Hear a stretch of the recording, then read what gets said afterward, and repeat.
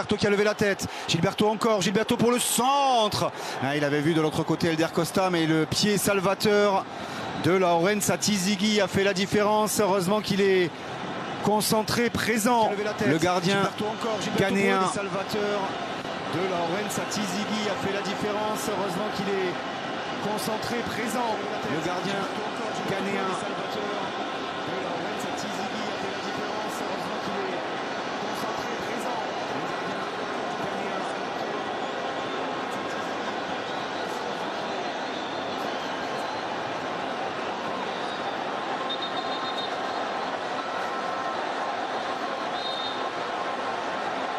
Elder Costa pour frapper l'un des tout derniers corners de cette première période. La remise, et c'est dans les gants finalement du grand Laurens Atizigi. 1 minute de temps additionnel. 1 minute de temps additionnel.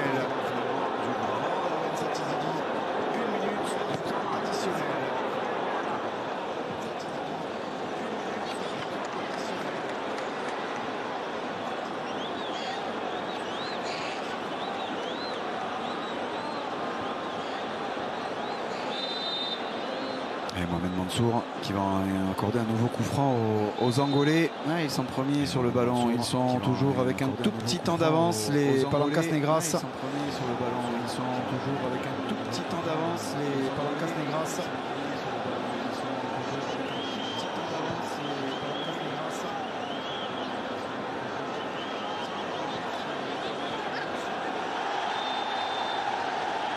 La faute de Jordan Ayew.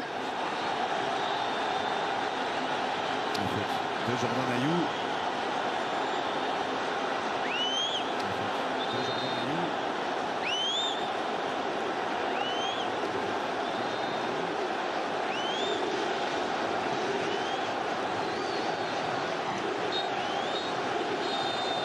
Et on en reste là pour cette première période. 0-0 après les 45 premières minutes entre l'Angola et le Ghana. L'Angola de Gilberto, très remuant et qui a failli à de nombreuses reprises faire la différence dans cette première mi-temps. C'est vraiment un premier acte très accompli de la